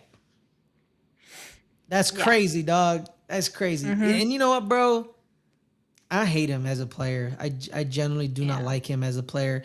He talked about, I want to leave Milan and for a challenge in the Premier League. So you're telling me a player, who doesn't track back and doesn't get the ball, then starts moping for 20 minutes, wants to play in the English Premier League where you have to track back, where the English Premier League has become better defensively. Good luck, buddy. Good luck. Yeah. Let's talk about DR Congo now, Fares. This is one of the teams that you were very happy to see make the World Cup. Yes. One of the best defenses in all of the continent of Africa. I follow Michael Lahoud. He works for CBS. He put me on them. They don't let you score. They don't let you score. They're just like Ecuador, Adelia. They do not let you score. If they get a goal, and God forbid they get 2 goals. Yep. Good luck. This is a team that Mikel Arteta is going to look at and be like, oh my God, I'm in love. Like, they're that, and, shout out to the Congolese. I got mad love, mad respect for them. But yeah, man, and and they've been doing recruiting just like the US does. So they got a couple of youngsters in. One of the One of the I believe did one of the PSG kids agree to come? I think I don't know. No. So here's the squad. Includes Aaron Wan-Bissaka from West Ham, Yes. Axel Tuizanabe from Burnley, um, Noah Siddiqui from Sunderland, Yeah. uh, Edo Kayembe from Watford, and Johan Wissa, of course, up front from Newcastle United. Those Okay. are the names I recognize. Okay, so Um, I think the youngster from the PSG academy did not accept the call up. Probably keeping his options open because if he accepted a call up for this World Cup, it's an extreme competitive match, and he's cap tied to the Congolese. mm-hmm, He may still yeah. think he has a chance for the French national team. He is only about 17, 18, so he's still probably keeping the What's his things. name? Um, damn, I forgot his name. I forgot his name. Hold up. What are your thoughts on the Adelia? I've only seen them play one game, which was their game in the Intercontinental playoff. They beat Jamaica 1-0 after extra time. This is their first World Cup since 1974 when they appeared as Zaire. It's Yes. been a 52-year absence. Um, Oh, Senia Mayolu, the youngster. That's him. okay. That's him. Yeah. He Okay. Uh, yeah, he apparently said I'm gonna join the senior national team of the Democratic Republic of the Congo, but he's not mhm. on this World Cup squad Yeah. for some odd apparent reason. You know. Okay. I'm looking forward to see them play at the World Cup. I am too. Um, I think this is a pretty good group for them to be in. Hmm. Their qualities in a tournament format can create some very uncomfortable matchups for some teams like Portugal or Colombia. Um, the game I saw from them had a lot of pace and physicality and athleticism from the Congolese, and I'm looking forward to seeing how that goes in the Hmm. group. What's your Well, game of this group, Ferris? game of the group. Let me check. Let me check. I Portugal, read. Colombia, Uzbekistan, and DR Congo. I honestly any of the games with the DR Congo. Like Okay. how does the DR Congo um, cope with the attacking talent of the Colombians and as well as Mm-hmm. the attacking talent of the Portuguese? Because at one point you can make a point the Portuguese could have the best midfield in the planet at a certain moment when they put Bruno Fernandes plus Joao Neves and Vitinha. I think that should be the midfield. You're probably Mm-hmm. correct on the Bruno Silva part, veteran leadership in the middle. Bernardo Silva. Bernardo Silva. What did I say? You say Bruno? My bad. Sorry. Bruno. Bruno Fernandes. Bernardo. I agree with you. You're probably correct. But the Joao Neves, Vitinha, Bruno, that's the midfield. You're like, that's the best midfield on the planet right there because of the Mm-hmm. two PSG guys, the way they know each other because they start together, the way they pull the strings on the midfield, and then you have the 10 of the world. Yeah. I know that, I know he broke the record off of some BS, but still getting 20 is pretty amazing. Mm-hmm. So I want to see how the Democratic Republic of Congo fights in the midfield against Portugal. Portugal versus Colombia, but I want to see how the defensive solidity of the Congolese operate against the attacking talent and the way they operate between those other two teams. I think that's a good shout. Yeah. My game of the group, I think, is Portugal, Colombia, just because I think it could decide the group. I Yeah. expect Portugal to win the group, but if Colombia has good results against Uzbekistan and the Congolese, then that game between Portugal and Colombia could be very important. Yes. And it is the last game of the group for both teams. So Yeah.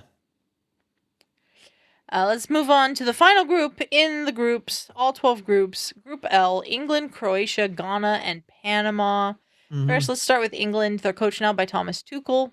Mm-hmm. He has made an extremely interesting uh, lineup here for the World Cup squad.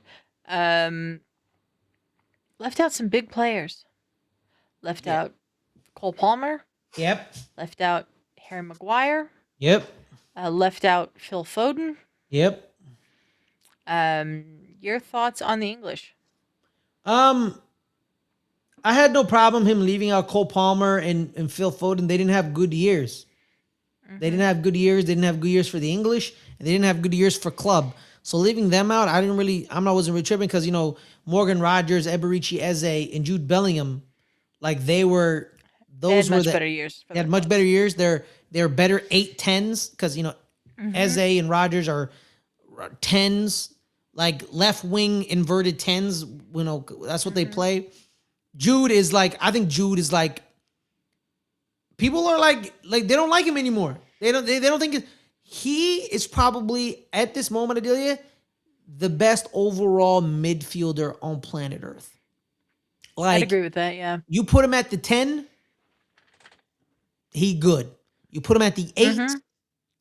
he's good. He'll survive at the 6 on occasion with the he has because he has a tremendous defensive work rate. Something Hmm. I can't believe I'm saying, because most of those Real Madrid players don't. They're lazy and they're entitled. He isn't, you know. Yeah. And then the sixes, Declan and Elliot Anderson and Jordan Henderson. That is where I disagree with Thomas Tuchel. Jordan Henderson should have been Adam Wharton. But I think I know why Thomas Tuchel did the way he did. He wanted players who'd be great passengers.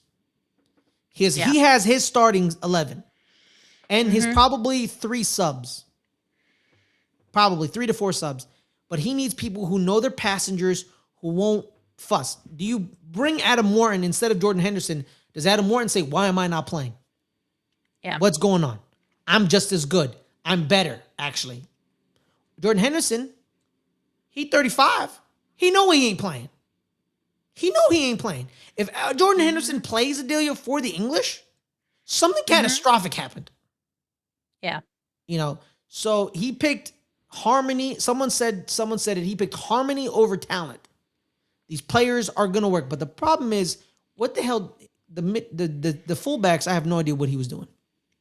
No. I have no idea. Tino The defense Livramento. is very interesting to me for them. Yeah, Reece James made this team. never Like never healthy. I understand that he's a good player when he is healthy, but he's never healthy. Mm-hmm. Jed Spence from Tottenham. Not a good player. What? Not a good player, and certainly did not have a good year. Mm-hmm. Um, Tino Livramento, like you were starting to say there, He's don't hurt. get it. He was hurt. Yeah, He was hurt for the yeah. entire second half of the season. So some people say like, oh, the reason Foden and Palmer are not here because of bad years and injuries. But then Mhm. that statement is contradicted by these other 3 players in the back end, as Mhm. well as John Stones. John Stones hasn't been healthy in 4 years, Adelia. Yeah. He hasn't been healthy in 4 years. The only healthy defender, Adelia, the only healthy defender they have is Mark Gahey. Him and Ezri Konza. That's it. Everyone else Dan has Burns not healthy. he lingering. I think he tore his ACL and hit 2 years. Like this was his first year back from the ACL injury, so it's kind of lingering knee problems. The only 2 players where I can say for a fact, well, 3 players now. I just realized I forgot about one of the players. Is Mark Gahey, Nico O'Reilly, and Ezri Konza, who don't have massive injury questions, or Yeah. or always, you know what I mean. Everyone else on that back end is then Jarrell Jarrell Kwanzaa. Joel Kwanzaa, my man. I was like, how do you? Yeah. So, and O'Reilly's not a fullback. He's not a fullback. He plays fullback for Man City, but he plays fullback and then he inverts in. He doesn't. That's why I keep telling people when people Yeah, they're play not man. going to do that for Tuchel. No. Exactly. That's why I keep telling people against Manchester City, like, oh, how do you stop Nico O'Reilly? You make him defend. You force him to Mhm. play defense, so he isn't bombing forward and inverting. So Mhm. the attack is the attack. The It, defense is the question. the defense is the question. The Jordan question, Pickford will be in the net. yes, The 3 goalkeepers I even took a little issue with because he took Jordan Pickford, Dean Henderson. That's fine. James Trafford was the backup to Donnarumma all season at Man City. yeah, We're but he's taking probably, a 23-year-old backup yeah, he's probably over like, some of the oh, other English goalkeepers that played all season. who? Aaron Ramsdale, for one. Ramsdale played? Nick Pope. I thought it was Dubravka at Newcastle because I thought Pope was Ramsdale injured. played a little bit. Nick Pope played a little bit. Yeah, Like, I think Tuchel saw the third goal. He was like, I don't care. Bring a youngster. We're not gonna bring like could be. because Ramsdale Could and be. Pope are like reaching 30, so it's like bring a youngster to be around us, learn, because Could be. you're the future in like 2-3 I years. yeah. Yeah, I saw a very funny video that someone did about how Tuchel made this squad with ChatGPT. maybe. And I mean, there's certainly some questions on it. Also, too, he's a tremendous tournament manager. He is. Tournament, he'll win you a tournament. You know, Mm-hmm. now I'm not gonna be Yeah. like, oh yeah, there's winning at PSG as a manager means nothing to me. You know what I mean? Yeah. Because I'm like, if you don't win at PSG as a manager, that says more about what happened. That's why Mauricio Pochettino. I'm like, I think people overrating him a little bit because he didn't win at Anyways. PSG. But yeah, it's like he's a great tournament manager. Mm-hmm. We'll find out, man. We didn't really touch on the forwards that they brought. Saka, Kane, Rashford, Gordon, Watkins, Madueke, and Ivan Toney comes out of nowhere and makes the squad. He's playing in the Saudi Arabian League now. I don't think anybody thought he was going to make the squad, and here he is. Someone pointed out that this could be a penalty shootout thing where apparently Ivan Toney's like a penalty shootout specialist and he's tremendous. So Okay. that could be a thing. He has 8 caps. He scored 1 goal for England. Yeah. Penalties don't count. So yeah, I don't know why he's there. But yeah, we do know who the front line is. It's gonna be Kane and Saka. And then But the who's left the side, other? I think the other side could be Gordon or Rashford. I think I'm gonna go Rashford. I think I'm gonna go Rashford over Did Gordon. Rashford even play at Barcelona this year? He did. He Okay. played in cup games and certain league games. He played in Champions League. So yeah, which is hilarious too. Right? England's gonna choose Rashford over Gordon, but Barcelona chose Gordon over Rashford, which is hilarious to see. So we'll see about Yeah. that. See about that. Yeah. Let's talk about the Croatians next. Obviously, still led by Luka Modric, who is up there in age. He's gonna be 41 in September.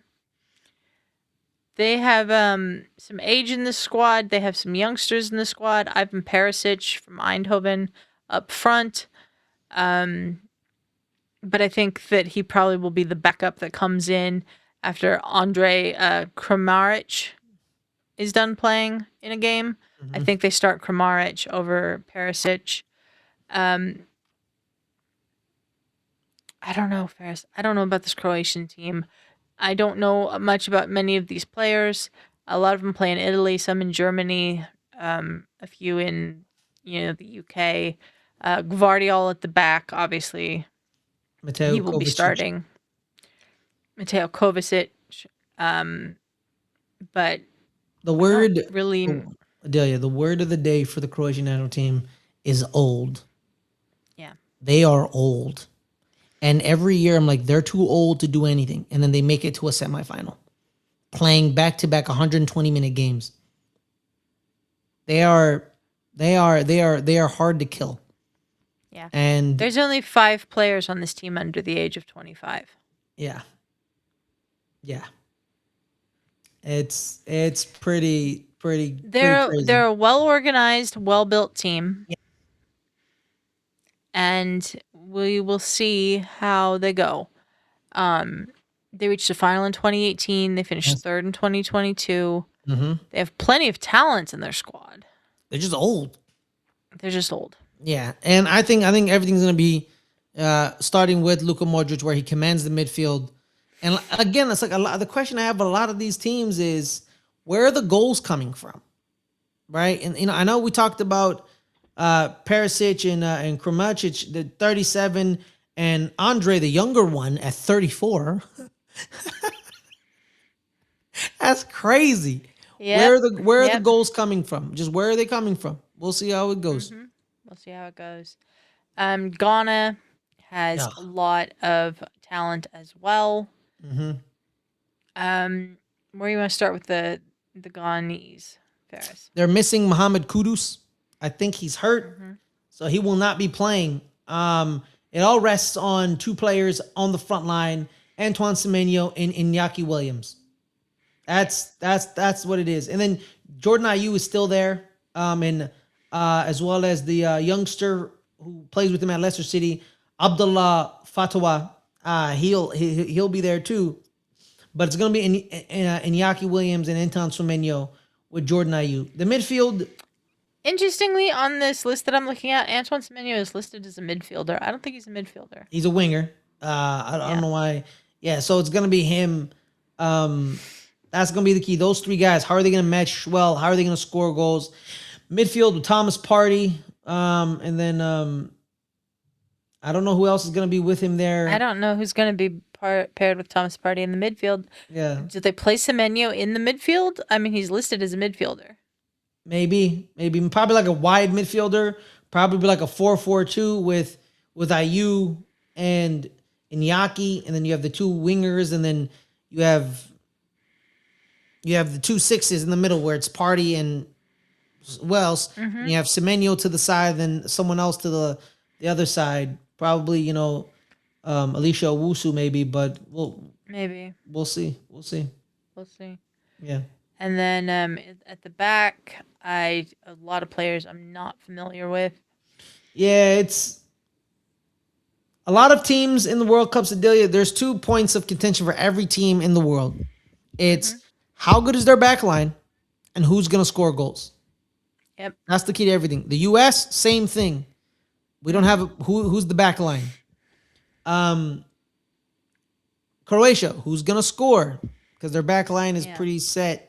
So it's either backline problems or scoring goal problems for a lot of teams. And with Ghana, it's the backline this time. It's like, who are they? Are they going to play very well? As a lot of players who play at teams that I recognize, you have at Azure in Ligue 1 with Gideon Mensah. You have Abdullah Rahim Baba at Pyork in Greece, 51 caps. You have a player who plays at Nice. And then Azure again with Marvin Senea. And then you have player at Rennes. Then player at Wolfsburg. They're young. So we'll see where it goes. Probably Gideon Mensah and Abdul Rahim Baba are going to play with 40 and 51 caps respectively. So they're probably definitely going to play. Who are the other two players? Ali D. Sudi from Rennes. He has 24 caps. Ali Seydoux. Appreciate you. So he's probably going to play as well. So we'll see. We'll just see. Definitely, we know who's going to be in that attack. Definitely know who's going to be in that attack. I feel sorry for Mohamed Kudus for being hurt, so he's not going to be at this World Cup. Yeah, and then in goal, Lawrence Atizigi, I guess. Yeah, got the most caps. Yep. And then also that goes by Carlos Queiroz, who has done incredible things with people at the World Cup. So who knows what is going to happen there. And then Panama, coached by Thomas Christensen, who is a Spaniard apparently, even though you wouldn't think so from that name. The Panama team made the World Cup of their own merit. They were fourth in CONCACAF qualifying. It's their second World Cup, their first since 2018. They're hardworking, defensive-minded. They won't be easy to break down. No, they won't. I don't know much about a lot of these players, but that's the beauty of the World Cup. You find out things about players, breakout tournament stars that you never would have expected or thought of before. So, Fares, your thoughts on Panama? I hate their living guts. I know you do. Yes, I don't particularly care for them either. But that's the American bias in us. Yeah, but they're a pretty damn good team. And their X factor is Thomas Christensen. Unfortunately, their best player is hurt, and Alberto Coco Carrasquilla. So we'll see how his health in this World Cup. I go back to the game where it's Copa America. We're down a man. We score a goal. We're actually up, or is it tied? And we sub. And then Thomas Christian basically outcoached Greg Berhalter, where he said, so he put he forced the back line to stay high because Mm-hmm. he made like a change on their front line where he pinned the back line high. So Mm-hmm. we kind of lost some offensive capabilities because we took out a player on the front line and put Cameron Carter Vickers in. So he's their X factor. He can coach. He can coach. Annabelle Godoy. He's 36. He's their captain. He's the midfielder. Tremendous player. He plays at San Diego City FC. San Diego FC. He's pretty good. Caesar Blackman in the back. He's pretty good. He plays at Slovan Bratislava. Where Slovan Bratislava? That's Serbia, right? Great, that's Serbia, right? Bratislava would be Slovakia. Slovakia, my bad. So, I'm so sorry. I am so sorry to the Slovakians. I apologize. I don't want to die. But so there's and then Fidel Escobar in the back as well plays in I think in Costa Rica. They're a pretty damn good team. A lot of their players play in Mexico and America and in the Americas. Cecilio Waterman, the guy who scored the goal against us in the Nations League, then attacked Thierry Henry on the set of CBS. He's their player. They're defensively solid. They have a tremendous group in the midfield. Goals is key. Where do they get their goals from? That's again, unlike Ghana, it's for them. It's the goals. Who's gonna score? So that's the key. And also to Coco's health in the midfield with Annabelle Godoy. How's that gonna change the team? Yeah. Yeah. I agree. Your game to watch in this group. It's definitely England, Croatia. Yeah, I agree. Yeah. That's going to be England's toughest, I think, out of Because this group. Croatia could win this group because Croatia, you don't know anything about. Croatia is just so unpredictable. You don't know, there's a bunch of old people, but they're old people with heart, and they could win the group. England may lose. We don't know. Mm-hmm. I think England will win the group. I think Croatia will be second, Ghana third, but I think Ghana has a chance to be one of the 8 third place teams that makes it through, which means, Ferris, it's time for our predictions on these groups, and then we're going to predict who the 8 third place teams are that are coming out of these groups. So, Ferris, Group G. What are you thinking for Group G? You told me Belgium already. We also have Egypt. I'm gonna go Egypt. Belgium and Egypt. Yeah, I'm gonna go Belgium and Egypt. Yes. That's where I was thinking too, because I think Iran and New Zealand are not going to get one of the automatic qualifying spots. Mm-hmm. Group H: Spain, Cape Verde, Saudi Arabia, and Uruguay. I'm gonna go Spain, Uruguay. Spain, Uruguay. I am also going to go Spain, Uruguay. I think Saudi Arabia's got a good chance to make it out of the group, though. Group I: France, Senegal, Iraq, Norway. I'm gonna go France, Norway. We're agreeing too much. No, sorry. We'll disagree on No, one it's of these. okay. It's okay. Group J: Argentina, Algeria, Austria, and Jordan. I'm going Algeria, Argentina. Argentina and Algeria. Mm-hmm. I'm going Argentina and Austria. There it is. Yep.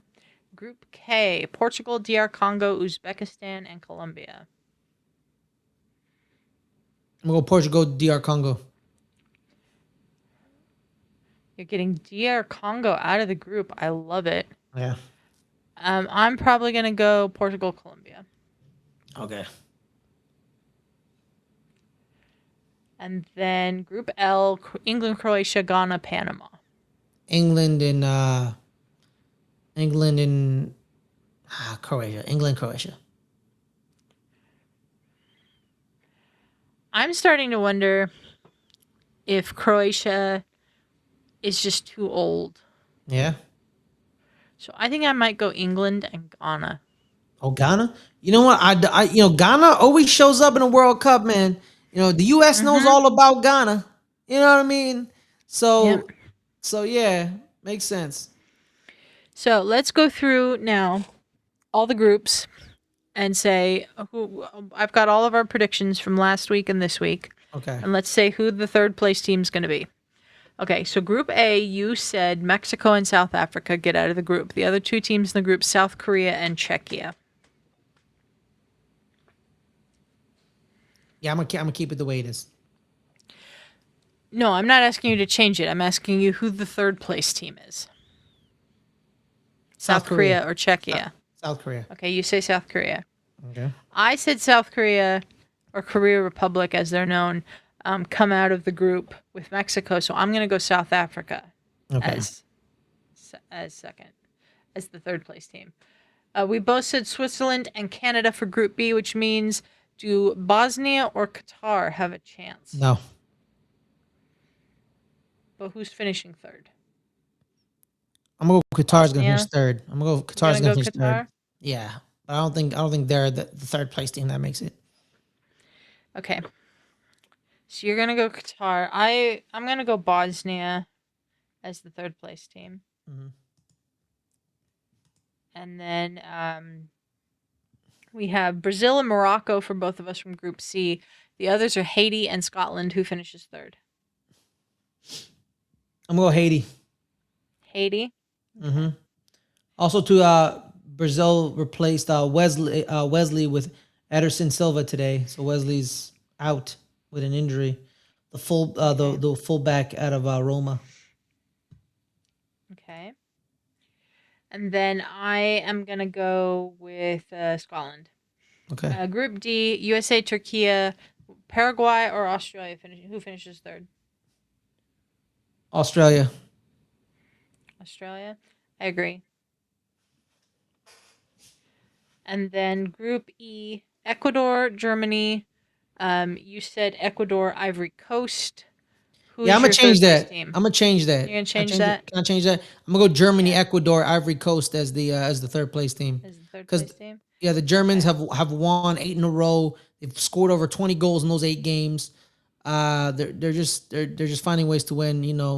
I think we Yeah. played better than them on Chicago, but yeah, I'm gonna go Germany, Mhm. Ecuador.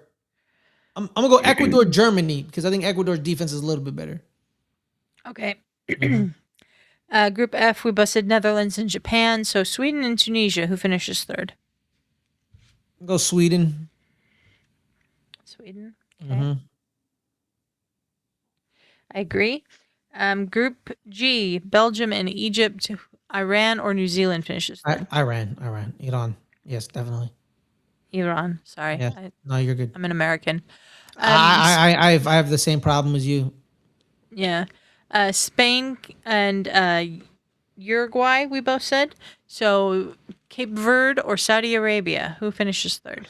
I think I'm going Saudi Arabia. Saudi, my Yeah, I bad. think so Saudi. too. You know how to pronounce it correct. I Yeah, pronounce yeah, it like an American. yeah. I get yelled at by Um, my family, like, oh, you call it Iraq. I was like, I'm around Americans 24/7. What do you want from me here? yeah. Group I, we both said France, Norway. So Senegal or Iraq. Who comes out of the group? Senegal. Senegal. Yeah. Group J, you said Argentina, Algeria. Mm-hmm. Austria. Options: Austria, Jordan, Austria. Austria, yeah. Okay. I said Austria, so I'm gonna say Algeria. Group K: Portugal, DR Congo, Uzbekistan, Colombia. You said Portugal and DR Congo, so who finishes third? Colombia. Colombia. I'm gonna say because I said Portugal, Colombia. I'm gonna say DR Congo finishes third. And then England, Croatia, Ghana, Panama. You said England, Croatia. Ghana Ghana. finishes third, or Panama? Yeah, Ghana. Ghana. I said England, Ghana, so I'm going to say Croatia. Now, we have 12 third place teams here. Mm-hmm. Um, 8 slots, right? We have 8 slots. So I'm going to read you yours, and then you tell me what you think. So you said the Korea Republic, Qatar, Haiti, Australia, Ivory Coast, Sweden, Iran, Saudi Arabia, Senegal, Austria, Colombia, Ghana. Okay. So, out of those, give me 8 teams. All right. Let me go to the teams that I chose in our group pick'ems. Yeah, we have a group pick'em. I'm thinking we could open that up to people. What do you think, Fares? Let's do it. We're going to put it in the description of this episode. Join us in this group pick'em and see how we do. All right. If you're so inclined. All right. Let me go. I don't remember who I picked in my group pick'em either. Okay. So I chose South Africa, Okay. Haiti, Okay. Ivory Coast, Okay. Iran, Okay. Uruguay, Senegal, Austria, Colombia. Did I put Uruguay? Did they not win their group? You picked Uruguay to come out of that group with Spain, I think. Oh yeah, I picked. Yeah, let's Okay, move so that. you said Uruguay and Senegal. Who were the last two? Austria and Colombia. But I just damn. I think I messed. I think I messed this up. Oh no. Yeah, because Let's see. yeah. Where is mine on here? We did this. Oh, there it is. Who did I pick? Yeah, I messed up. I picked. Yeah, I messed up. All right. So, what do you want to change? So okay. So Group A, it's Mexico, South Africa, South Korea, or Republic of Korea. My bad. That's on Korea me. Republic. Korea Republic. And you B. pick South Africa. I picked South Africa. Yes, as a third place team. Okay. We're almost 2 hours, so we gotta head out soon. And then B, I had Switzerland, Canada, Qatar. Okay, that one's fine. Okay. C is Morocco, Brazil, Haiti. Okay. And then D, I had U.S., Turkey, and Australia. Mm-hmm. And then I had Germany, Ecuador, Ivory Coast. Mm-hmm. Netherlands, Japan, Sweden. Okay. And then I had Belgium, Egypt, Iran. Mm-hmm. H, I had I think I changed it. I said Spain, Uruguay. I'm gonna go Saudi Arabia instead of Cape Verde. So Spain, Uruguay, Saudi Arabia. Okay. France, Norway, Senegal. Okay. Argentina, Algeria, Austria. Okay. Portugal, DR Congo, Colombia. Okay. England, Croatia, Ghana. Correct. You said that yes. Okay. Okay. Now let me go fix my third place team today. I apologize. So you figure those out. I will go through my group's predictions for the group stage. Yes. Like you just did. Group A, I think it's Mexico, Korea, Republic, then South Africa. Czechia finishing last, obviously. Group B, I have Switzerland, Bosnia, then Canada, then Qatar. Group C, Morocco, Brazil, Scotland, and Haiti. Group D, US, Turkey, Australia, then Paraguay. Group E, Ecuador, Germany, Ivory Coast, Curacao. Group F, Netherlands, Japan, Sweden, Tunisia. Group G, Belgium, Egypt, Iran, New Zealand. Group H, Spain, Uruguay, Cape Verde, Saudi Arabia. Group I, France, Norway, Senegal, Iraq. Group J, Argentina, Austria, Algeria, Jordan. Group K, Portugal, Colombia, DR Congo, Uzbekistan, and Group L, England, Ghana, Croatia, Panama. Then my teams in advance from the third place are Canada, Scotland, Sweden, DR Congo, and Croatia, and Senegal and Ivory Coast. Okay, I got and Australia. I got the third place teams. For some reason, this doesn't save all of them, but that's my Okay. third place teams. Okay, who are your third place teams first? All right, South Africa, Haiti, Okay. Ivory Coast, Iran, Okay. Senegal, Austria, Colombia. And I'm really, really struggling on the eighth one. I have Ghana, Saudi Arabia, and Qatar. I'm trying to in Australia. Okay, I'm just figure stuck. that out. I'll read my 8. Mine are Canada, Scotland, Australia, Ivory Coast, Sweden, Senegal, DR Congo, Yep. and Croatia. Perfect. All right. Yeah, I'm going Australia because Australia's in the group with us, and I think Australia can get like a draw or a win against one of the other people. Yeah. Yep. So I'm going with them. South Africa, Haiti, Australia, Ivory Coast, Iran, Senegal, Austria, Colombia. Okay. Yep. We have a few bits of just little World Cup news to go over before this all starts. First off, not related to the World Cup at all because Denmark didn't qualify for the World Cup, but Christian Eriksen is at home with family and doing well after collapsing on the field again while playing for Denmark. He clutched his chest with both hands off the ball in the 65th minute in a friendly against Ukraine in Denmark on Sunday. He dropped to the ground. He received medical attention as fellow players formed a circle around him like they did in the Euros when this happened the first time. Very emotional scenes in Denmark. But then he walked off the field by himself, which is tremendous news.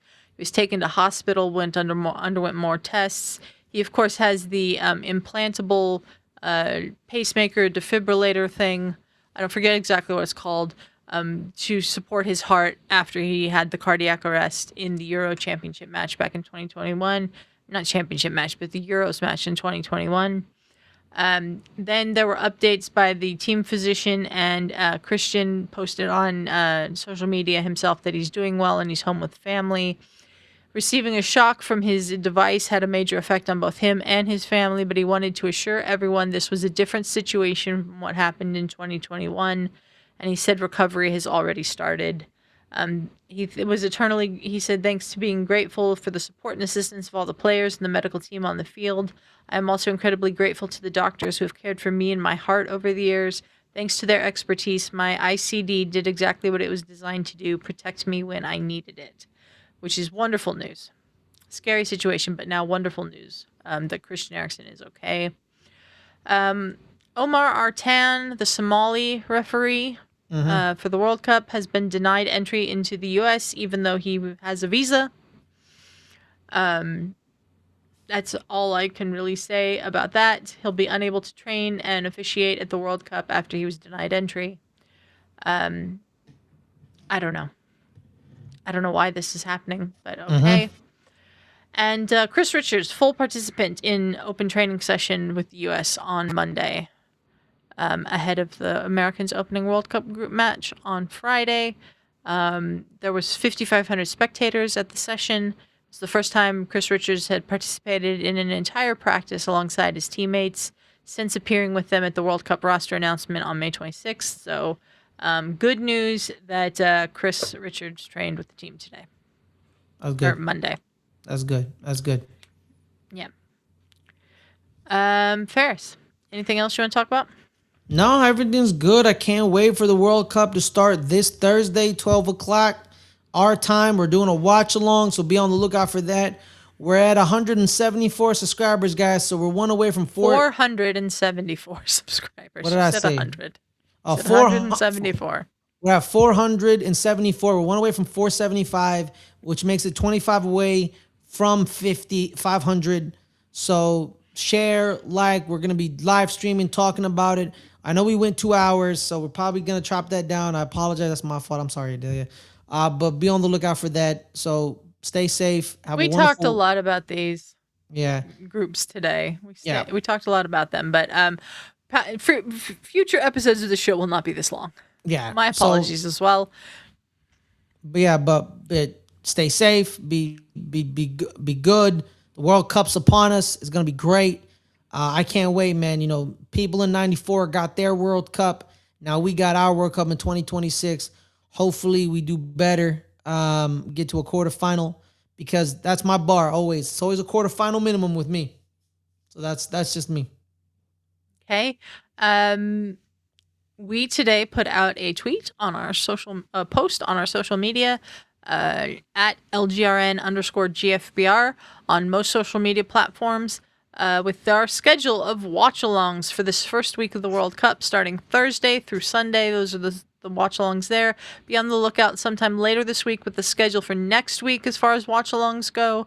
We are going to start with Mexico versus South Africa at 12 p.m. Pacific on Thursday. Rematch. So be on the lookout for that. Rematch from the 2010 opening game.